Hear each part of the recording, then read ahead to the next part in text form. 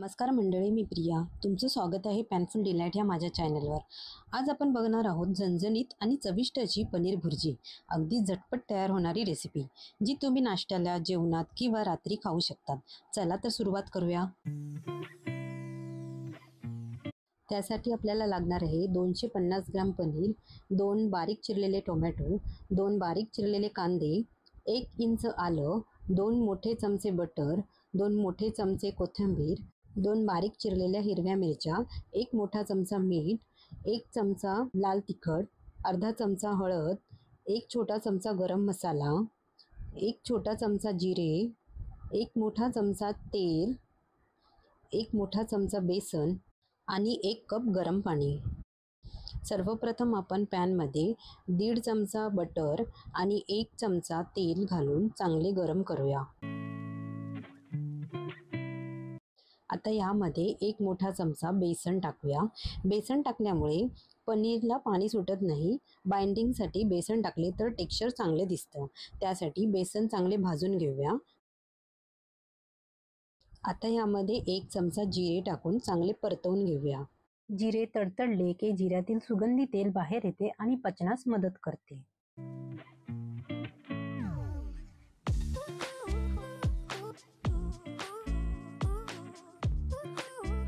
आता यामध्ये 2 कापलेल्या हिरव्या मिरच्या टाकून चांगले परतवून घेऊया. आता यामध्ये चिरलेला कांदा टाकूया आणि सोनेरी होईपर्यंत परतून घेऊया. हे जेवणातील चव आणि रंग वाढवते.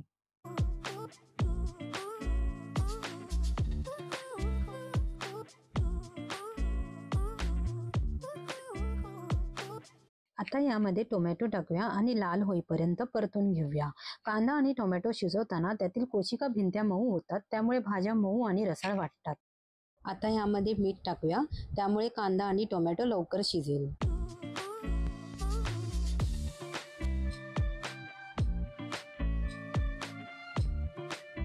मी यामध्ये 1 छोटा चमचा बटर टाकत आहे.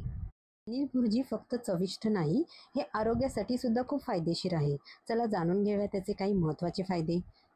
पनीरमध्ये असलेले बी कॉम्प्लेक्स विटामिन्स मेंदूचं आरोग्य टिकवतात. पनीरमुळे वजन नियंत्रणात राहतं. पोट भरल्यासारखं वाटतं, त्यामुळे जास्त खाणं टाळले जाते.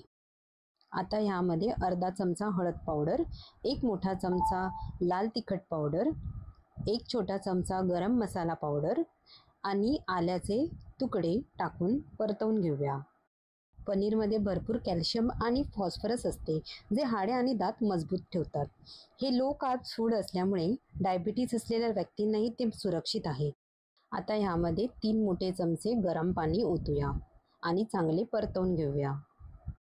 पनीर हा एक प्रोटीनचा उत्तम स्रोत आहे, त्यामुळे तो शरीराची ताकद वाढवतो आणि स्नायू मजबूत करतो. आता आपले मिश्रण चांगले शिजले आहे. आता यामध्ये आपण किसलेले पनीर टाकूया. आता 2 ते 3 मिनिटं मंद आचेवर शिजवूया. प्रथिनांचे अति शिजवणे टाळावे, म्हणजे पनीर मऊ राहतो, नाहीतर पनीर कडक आणि रबरासारखे लागते.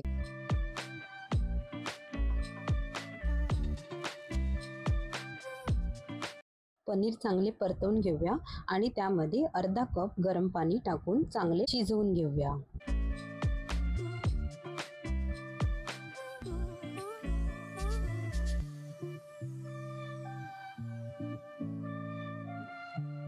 अर्धा कप गरम पाणी टाकून शिजवून घेऊया. आपल्याला जशी कन्सिस्टन्सी पाहिजे आहे त्याप्रमाणे तुम्ही पाणी टाकून पनीर भुर्जी करू शकता.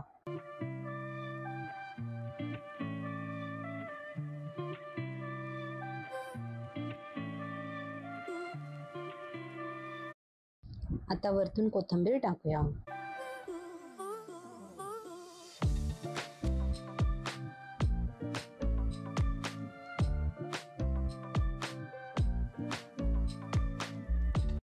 दोन मिनिटं झाकण ठेवून चांगली वाफ काढून घेऊया.